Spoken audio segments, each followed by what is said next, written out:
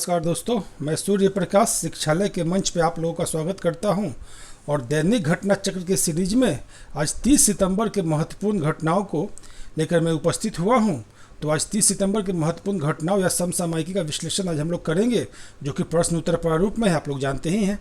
तो आज का जो पहला सवाल है वो है कि हुरून इंडिया द्वारा जारी की गई अमीरों की सूची में भारत के सबसे अमीर व्यक्ति कौन है? तो इसका आंसर बी मुकेश अंबानी है ना। देखिए, हुरून इंडिया की सूची में भारत के सबसे अमीर व्यक्ति मुकेश अंबानी है, जिनकी निजी संपत्ति 6,58,400 करोड़ रुपए की है। 6,58,400 करोड़ रुपए की है। जबकि इस लिस्ट में मुकेश अंबानी लगातार 9वें साल सबसे अमीर भारतीय बने हुए हैं, यानी ये 9 साल से इस स्थिति में वो स्थापित है। दूसरे स्थान पर हिंदुजा बंधु हैं, जिनकी कुल संपत्ति 1,43,700 करोड़ रुपए है।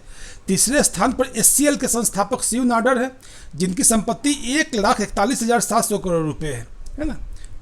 अगला सवाल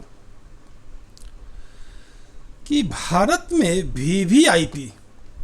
के वीवीआईपी बेरे के लिए एयर इंडिया वन में कौन से 2 विमान शामिल होने वाले हैं? तो देखिए, जैसे अमेरिका के जो राष्ट्रपति का जो एक विमान का बेड़ा है, जिसको हम लोग फोर्स 1 कहते हैं, उसी तरह इंडिया में भी एयर इंडिया वन है की स्थापना की गई, जो कि वीवीआईपी लोगों के लिए, जैसे राष्ट्रपति, प्रधानमंत्री, उपराष्ट्रपति आदि के आने जाने के लिए उस विमान को स्थापित किया गया है, इस व्यवस्था को बनाया गया है। तो इसमें 2 जो विमान वो शामिल होने वाले हैं, उनका नाम है बोइंग 777, ऑप्शन सी होगा, बोइंग 777। देखिए, भारत के वीवीआईपी बेरे में एयर इंडिया वन जो भारत का वीवीआईपी बेरा है, उसमें अमेरिकी बोइंग कंपनी के 2 वीवीआईपी विमान बोइंग 777 शामिल होंगे। इस विमान का उपयोग राष्ट्रपति, उपराष्ट्रपति, प्रधानमंत्री की उड़ान के लिए किया जाएगा। मिसाइल डिफेंस सिस्टम से लैस इस बोइंग 777 को भारतीय वायुसेना के पायलटों द्वारा संचालित किया जाएगा, है ना। देखिए, एयर इंडिया वन जो है, जो अशोक चिन्ह उस पर बना हुआ है, उसका जो विमान के ऊपर, उस पर एक तरफ हिंदी में भारत, दूसरी तरफ अंग्रेजी में इंडिया लिखा होगा, है ना। तो ये सिर्फ वीवीआईपी विमान है, और ये भारत के महत्वपूर्ण व्यक्तियों, राष्ट्रपति, प्रधानमंत्री आदि के उपयोग के लिए इसका इस्तेमाल किया जाएगा। और इसी के लिए एयर इंडिया वन, है ना, जो एयरफोर्स 1 है, अमेरिका के तर्ज पे भारत में भी स्थापित किया गया है। ठीक है। अगला सवाल, वरिष्ठ अधिकारी पीडी वाघेला को भारतीय दूरसंचार विनियामक प्राधिकरण यानी टेलीकॉम रेगुलेशन अथॉरिटी का अध्यक्ष नियुक्त किया गया है। वे किस सेवा के अधिकारी हैं? तो वे भारतीय प्रशासनिक सेवा, आंसर ए होगा, भारतीय प्रशासनिक सेवा के अधिकारी है। देखिए, भारतीय प्रशासनिक सेवा के वरिष्ठ अधिकारी डॉक्टर पीडी वाघेल को भारतीय दूरसंचार नियामक प्राधिकरण ट्राई का अध्यक्ष नियुक्त किया गया है। वे निवर्तमान अध्यक्ष आर.एस. शर्मा का स्थान लेंगे। वे 1986 बैच के गुजरात कैडर के अधिकारी है। 1986 बैच के गुजरात कैडर के अधिकारी है डॉक्टर पीडी बघेला। ठीक है। अगला सवाल, राष्ट्रीय अन्वेषण अभिकरण यानी कि एनआईए, नेशनल इन्वेस्टिगेशन एजेंसी की कितनी अन्य शाखाएं खुलने वाली है ना? तो 3 शाखाएं और खुलेंगी एनआईए का 3 अन्य शाखाएं खुल। देखिए, राष्ट्रीय अन्वेषण अभिकरण की 3 अन्य शाखाएं चेन्नई, इम्फाल और रांची में खुली जाएगी, 3 जगहों पर। इसकी स्वीकृति केंद्रीय गृह मंत्रालय ने दे दी है। नई शाखाएं खोलने से आतंकवाद निरोधी जांच एजेंसी को आपात स्थिति से निपटने में सुविधा हो गई, है ना। और एनआईए दिल्ली स्थित मुख्यालय के अतिरिक्त, उसका मुख्यालय दिल्ली में है, और इसके अतिरिक्त 9 शाखा कार्यालय अभी स्थापित है। अब इसकी संख्या 12 हो जाएगी, एनआईए के, है ना। आतंकवाद निरोधी घटनाओं की जांच करती, जानते हैं हम लोग, नेशनल इन्वेस्टिगेटिंग एजेंसी, जिसका गठन मुंबई पर हमले के बाद किया गया था, है ना। ये महत्वपूर्ण एजेंसी है जो कि आतंकवादी विरोधी घटनाओं की या आतंकवाद की जो घटनाएं होती है उसकी जांच वगैरह करती, जांच पड़ताल करती है एनआईए। अगला सवाल है कि किस देश का वायुसेना विमान दुर्घटनाग्रस्त हो गया जिसमें 25 लोगों की मौत हो गई? तो उस देश का नाम है यूक्रेन। देखिए, यूक्रेन, ऑप्शन डी होगा। देखिए, यूक्रेन के खार्किव क्षेत्र में सेना का विमान दुर्घटनाग्रस्त हो गया, जिसमें 25 लोगों की मृत्यु हो गई। An-26 सैन्य विमान इंजन की खराबी के कारण दुर्घटनाग्रस्त हुआ था, और इसमें 27 लोग सवार थे, जिसमें 2 लोग अभी अस्पताल में भर्ती हैं और इसमें अधिकांश लोग वायुसेना विश्वविद्यालय के विद्यार्थी थे, वहाँ के वायुसेना के विश्वविद्यालय के विद्यार्थी थे, है ना। अगला सवाल, किस देश की क्रिश्चियन एसोसिएशन ने पाकिस्तान सरकार से विवादास्पद इस निंदा कानून को रद्द करने की मांग की है? तो वो देश है बांग्लादेश, बांग्लादेश, है ना। देखिए, बांग्लादेश की क्रिश्चियन सोसाइटी ने ईसाई मिशनरियों का जो मानवाधिकार संगठन है क्रिश्चियन सोसाइटी, पाकिस्तान सरकार से विवादास्पद इस निंदा कानून को खत्म करने की मांग की है, यानी उसे समाप्त करने की मांग की है। हाल ही में आसिफ परवेज नाम के पाकिस्तानी ईसाई ने लाहौर में जो परवेज नाम के एक पाकिस्तानी ईसाई धर्म के अनुयायी थे, उनको लाहौर की सेशन कोर्ट ने एक अपमानजनक संदेश भेजने में टेलीफोन का दुरुपयोग करने की पर मौत की सजा सुनाई है ना। एक इस निंदा कानून के तहत उन्हें मौत की सजा सुनाई गई है आसिफ परवेज को। तो जो क्रिश्चियन एसोसिएशन ने बांग्लादेश की, उन्होंने पाकिस्तानी दूतावास के सामने प्रदर्शन किया और कहा कि इस निंदा की वजह से अल्पसंख्यक समुदाय के सैकड़ों लोग अपनी जान की खातिर पाकिस्तान छोड़ने को मजबूर है ना।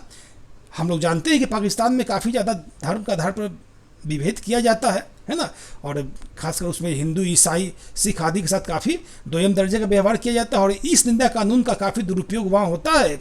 और इसके माध्यम से हम लोग जानते हैं कि शहबाज भट्टी और सलमान तासीर जैसे कई लोगों की हत्या वहाँ, यानी मॉब लिंचिंग हुई थी इस निंदा कानून के कारण ही, इस निंदा कानून के कारण ही, है ना। तो इसको समाप्त करने की मांग बांग्लादेश के अल्पसंख्यक समुदाय, ईसाई समुदाय ने किया है पाकिस्तान से, ठीक है। अगला सवाल है, भारतीय महिला क्रिकेट चयन समिति के अध्यक्ष किसे चुना गया है? तो उनका चुना गया है नीतू डेविड को, नीतू डेविड, है ना। देखिए, भारतीय क्रिकेट कंट्रोल बोर्ड ने 5 सदस्यीय महिला चयन समिति के पैनल में नीतू डेविड को नियुक्त किया है, उसका अध्यक्ष नीतू डेविड को नियुक्त किया है। अगला प्रश्न है कि हाल ही में डॉक्टर ईश्वर जज अहलुवालिया का निधन हो गया, वे किस क्षेत्र से संबंधित थी? तो वो एक अर्थशास्त्री थी, इसका ऑप्शन बी होगा, वे एक अर्थशास्त्री थी। देखिए, प्रख्यात अर्थशास्त्री डॉक्टर ईश्वर जज अहलुवालिया का निधन हो गया। वे 15 वर्षों तक Indian council for research on international economic relation की निदेशक रही थी, है ना, 15 वर्षों तक। अगला प्रश्न है कि विश्व रेबीज दिवस कब मनाया जाता है? तो विश्व रेबीज दिवस आपको 28 सितंबर को मनाया जाता है, 28 सितंबर को, है ना। देखिए, वैश्विक स्तर पर विश्व रेबीज दिवस मनाया जाता है। इसका मुख्य उद्देश्य इस बीमारी के बारे में लोगों को जागरूकता प्रदान करना है। वर्ष 2007 से पहली बार विश्व रेबीज दिवस मनाया गया और 28 सितंबर का दिन इसलिए चुना गया कि उस दिन जो रसायन शास्त्री लुई पाश्चर की पुण्यतिथि है, लुई पाश्चर की पुण्यतिथि, जिन्होंने रेबीज टिकट का इजाद किया था, उन्होंने जिसका आविष्कार किया था, उन्हीं के पुण्यतिथि के पर विश्व रेबीज दिवस मनाया जाता है, ठीक है। अगला प्रश्न है कि क्यूएस ग्लोबल एमबीए रैंकिंग में भारत के कितने संस्थानों को जगह? तो क्यूएस ग्लोबल जो है वो विभिन्न विश्वविद्यालयों, विभिन्न शैक्षिक संस्थानों की रैंकिंग करता है विश्व में। तो एमबीए इंस्टीट्यूट के रैंकिंग में भारत के 2 संस्थानों को जगह मिली है। भारत के 2 संस्थानों को क्यूएस रैंकिंग में जगह मिली है और वे 2 संस्थान हैं। देखिए, ग्लोबल एमबीए रैंकिंग में 2020-21 में भारतीय मैनेजमेंट इंस्टीट्यूट आईआईएम अहमदाबाद को 31वीं और आईआईएम बेंगलुरु को 35वां स्थान मिला है। और टॉप 50 मैनेजमेंट इंस्टीट्यूट को इसमें शामिल किया गया, जिसमें भारत के 2 संस्थान हैं, आईआईएम अहमदाबाद और आईआईएम बेंगलुरु, है ना। आईआईएम कोलकाता को 51, एक अंक से वो पीछे हट गया, उसको नहीं शामिल हो सका टॉप 50 में, उसका 51वां 51 रैंक मिला है आईआईएम कलकत्ता को, ठीक है ना, महत्वपूर्ण है। देखिए, अखिल भारतीय फुटबॉल महासंघ ने वर्ष 2019-20 सत्र के लिए किस फुटबॉलर को सर्वश्रेष्ठ फुटबॉलर का पुरस्कार दिया है? तो वो है गुरप्रीत सिंह संधू, गुरप्रीत सिंह संधू।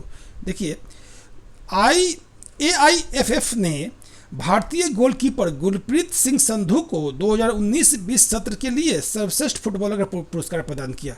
यह पुरस्कार पाने वाले दूसरे भारतीय गोलकीपर हैं। इससे पूर्व सुब्रतो पाल को 2009 में यह पुरस्कार प्रदान किया जा चुका है। और महिला सर्वश्रेष्ठ फुटबॉलर का पुरस्कार दिया गया है संजू को, मिडफील्डर संजू को। और साथ ही अनिरुद्ध थापा को पुरुषों का emerging footballer of the year, emerging footballer of the year का पुरस्कार दिया गया है ना। तो ये अखिल भारतीय फुटबॉल महासंघ द्वारा ये पुरस्कार प्रदान किए गए हैं, ठीक है।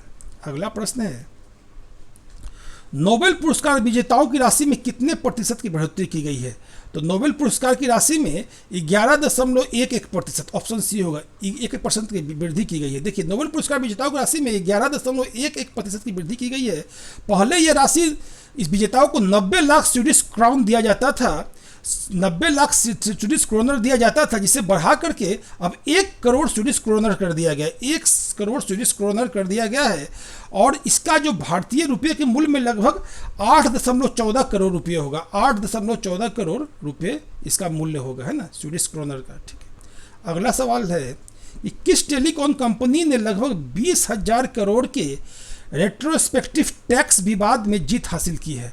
तो वो कंपनी का नाम है वोडाफोन। वोडाफोन, देखिए, वोडाफोन ने भारत सरकार के खिलाफ 20,000 करोड़ के रेट्रोस्पेक्टिव टैक्स विवाद में जीत हासिल की है। हेग स्थित परमानेंट कोर्ट ऑफ आर्बिट्रेशन ने वोडाफोन के पक्ष में फैसला सुनाया है। ट्रिब्यूनल ने कहा है कि भारत सरकार ने वोडाफोन के ऊपर जो टैक्स की देनदारी निकाली है वो भारत और नीदरलैंड के बीच हुए निवेश समझौते के विरुद्ध है। अपने आदेश में ट्रिब्यूनल ने कहा कि भारत सरकार वोडाफोन से टैक्स की रकम नहीं लेगी और साथ ही वोडाफोन को 40 करोड़ रुपए लीगल खर्च के रूप में भारत सरकार प्रदान करेगी। यानी जो इस केस वगैरह में मुकदमे में खर्च हुआ वो वोडाफोन को भारत सरकार 40 करोड़ रुपए, एक तो 20,000 करोड़ का टैक्स खत्म और उसके बाद 40 करोड़ रुपए का वो लीगल खर्च के रूप में भारत सरकार को देना होगा वोडाफोन को, एक पेनल्टी के रूप में। वोडाफोन ने नीदरलैंड की एक सहायक कंपनी हच के माध्यम से भारतीय टेलीकॉम बाजार में एंट्री की थी। हम लोग जानते हैं कि हच कंपनी की एंट्री 2007 में हुई थी भारतीय टेलीकॉम बाजार में, और बाद में वोडाफोन ने हच का अधिग्रहण कर लिया, और यहीं से टैक्स विवाद शुरू हुआ। यह विवाद फिर सुप्रीम कोर्ट में गया और सुप्रीम कोर्ट ने वोडाफोन के पक्ष में फैसला दिया था। तत्कालीन यूपीए सरकार ने इसे अंतर्राष्ट्रीय ट्रिब्यूनल में ले गया और अंतर्राष्ट्रीय ट्रिब्यूनल का निर्णय 6 साल बाद, 2014 में मामला गया था और 6 साल बाद इसका निर्णय आया जो कि वोडाफोन के पक्ष में गया, भारत सरकार के विरुद्ध गया। ठीक है, अगला प्रश्न है कि उत्तर कोरिया के तानाशाह किम जोंग उन ने किस देश से माफ़ी मांगी है? तो किम जोंग उन ने दक्षिण कोरिया से माफ़ी मांगी, ऑप्शन बी हो दक्षिण कोरिया से। देखिए, उत्तर कोरिया का तानाशाह किम जोंग उन ने दक्षिण कोरिया के एक अधिकारी को गोली मारकर हत्या करने के लिए माफ़ी। देखिए, एक अधिकारी थे दक्षिण कोरिया के जो कि उत्तर कोरिया में चले गए थे और उनका वो कोरोना संक्रमित होने के शक पर उनको गोली मार दिया गया, उनके बॉडी को जला दिया गया, है ना। तो इसके कारण एक नृशंस हत्या कर दी गई, जिससे काफ़ी तनाव या आक्रोश था दक्षिण कोरिया में, और इस कारण दक्षिण कोरिया से पहली बार इस तानाशाह ने किसी भी देश से माफ़ी मांगी है। तो ये महत्वपूर्ण है कि उसने दक्षिण कोरिया से माफ़ी मांगी है। ठीक है ना। तो आज का जो घटना चक्र का जो महत्वपूर्ण जो प्रश्न था उसमें मैंने आज के महत्वपूर्ण समसामयिकी को समेटने का कोशिश किया है। आशा है कि आपको इससे आने वाले परीक्षाओं में लाभ होगा और आगे मैं अपना प्रस्तुति इस तरह से देता रहूँगा। तो आज मैं अपना कार्यक्रम यही समाप्त करता हूँ और कल फिर मिलते हैं, तब तक के लिए नमस्कार।